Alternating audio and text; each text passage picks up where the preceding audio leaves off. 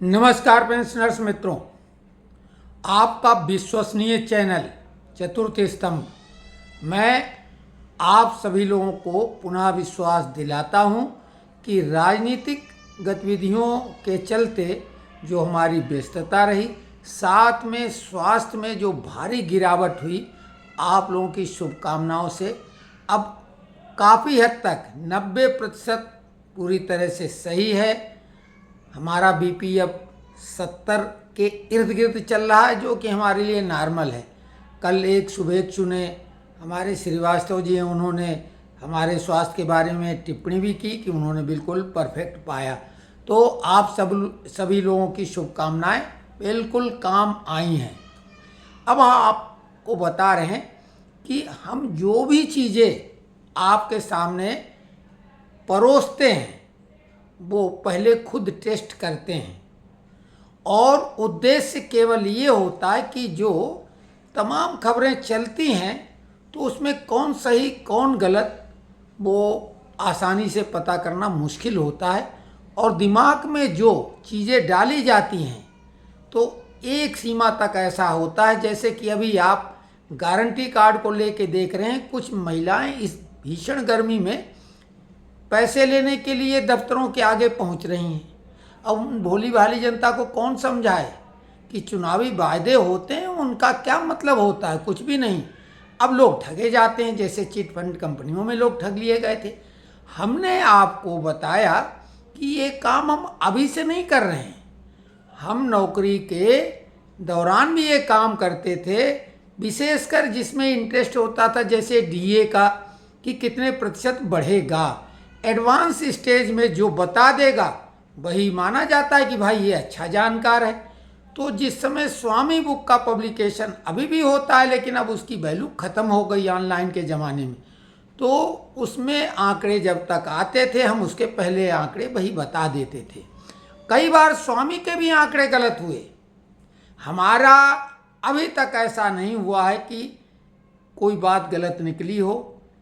यदा कदा हमें याद नहीं, हो सकता कभी ऐसा हुआ हो, लेकिन अमूमन ऐसा नहीं होता है, क्योंकि गणित का खेल है।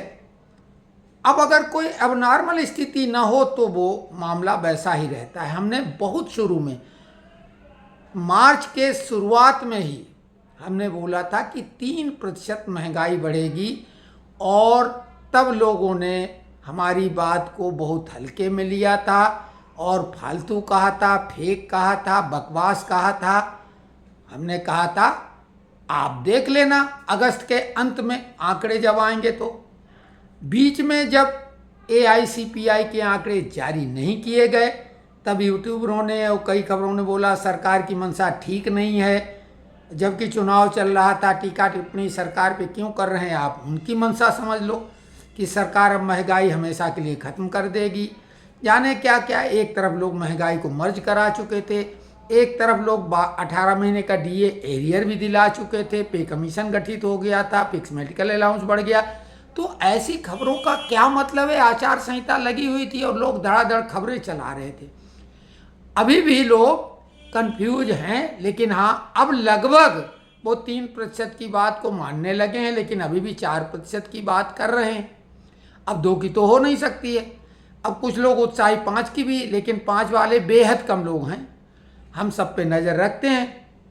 हमारी बात तथ्यात्मक होती है, बराबर हम कहते रहे हैं। एक वीडियो हमने जानबूझ के इस ढंग से बनाया था, सिर्फ आप लोगों को चेक करने के लिए, और अभी तक किसी ने उसका उल्लेख नहीं किया। और हमने बोला भी कि एक वीडियो हमने जानबूझ के ऐसा बनाया था, लेकिन हमने हाव भाव ऐसे ही रखे और बातें की, और उसके साथ में कुछ चीज़ें जोड़ दी, और वो गलत जानकारी के साथ हमने उसको इस तरह से परोसा कि देखें तो भाई कितने लोग हैं, क्योंकि लोग आलोचना खूब करते हैं।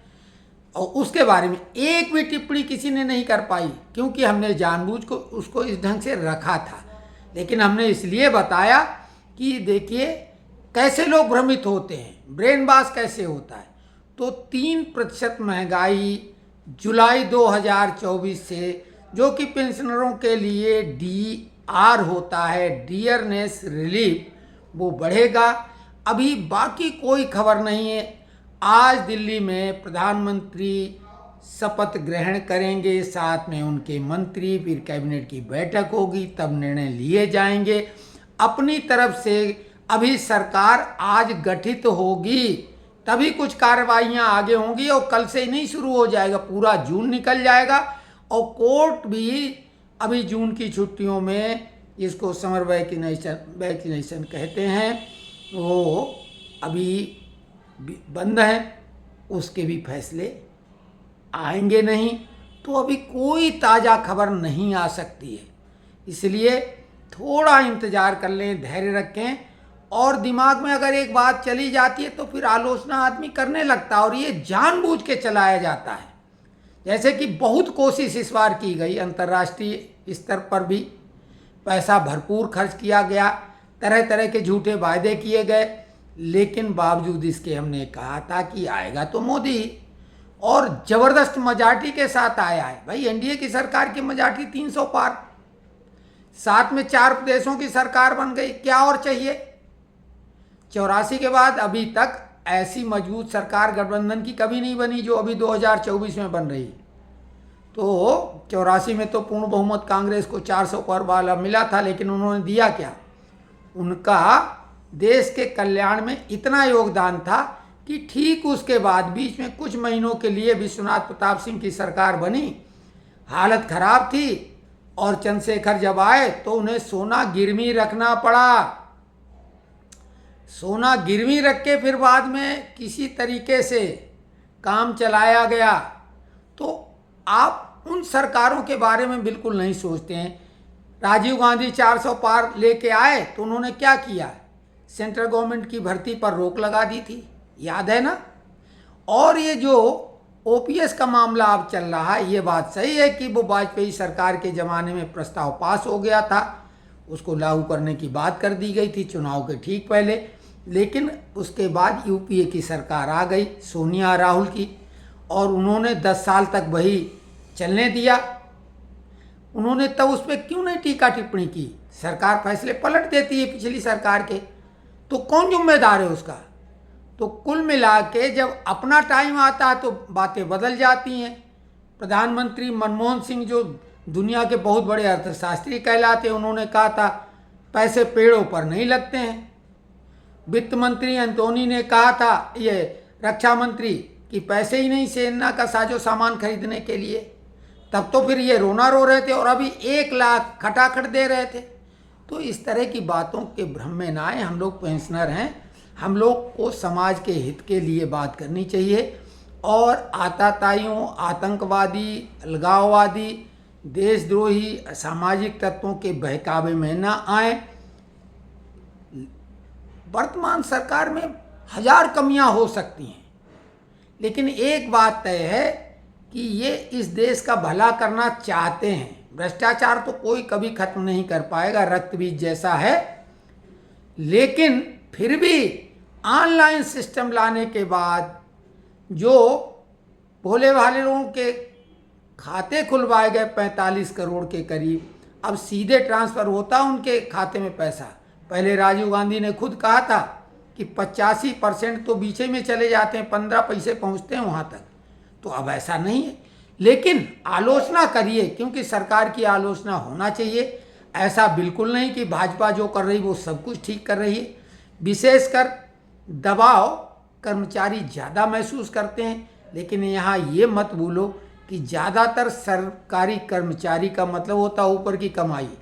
हम लोग बहुत कुछ, जैसे हम ऑर्डिनेंस फैक्ट्री वाले लोग, वो तो बिल्कुल, हमने कहा था वहाँ पे कि हम लोग तो ज़बरदस्त नहीं, ज़बरदस्ती ईमानदार हैं। क्यों? पब्लिक से कांटेक्ट नहीं, पब्लिक के कांटेक्ट वाले ज़्यादातर सरकारी कर्मचारी ऊपर की कमाई की इच्छा रखते हैं, और अपना परफॉर्मेंस कैसा देते हैं। आपको जब ज़रूरत दूसरे डिपार्टमेंट की पड़ती तो क्या, खैर हम सही बात करते हैं, फालतू बात भी करते हैं इधर उधर की, लेकिन काम की भी बात करते हैं। बाकी लोग काम की नहीं, अपने ही काम की बात करते हैं।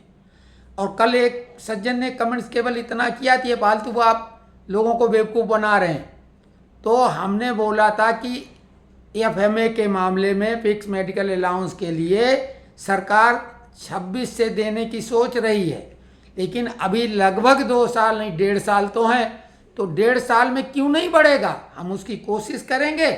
और ज़्यादा अगर दबाव डालना है तो जंतर मंतर पर 100 लोग फिक्स मेडिकल अलाउंस जिनको मिल रहा है वो आएँ, ग्रुप में जुड़ें और बताएं, हम भी वहाँ पहुँचेंगे, कोशिश पूरी करेंगे। क्यों, कोशिश करने में कोई हर्ज नहीं।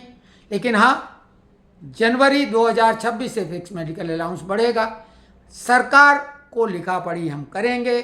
अगर श्रमिक संगठन जो वर्तमान में मौजूदा पावर में है वो अगर नेशनल काउंसिल में इस मुद्दे को उठाएं तो ये मामला तत्काल हल हो जाएगा। तो हम सब लोगों का प्रयास होना चाहिए कि CGHS होल्डर हैं आप, CGHS कार्ड लिए बैठे हैं तो सोचते हैं हमें क्या, ऐसा नहीं।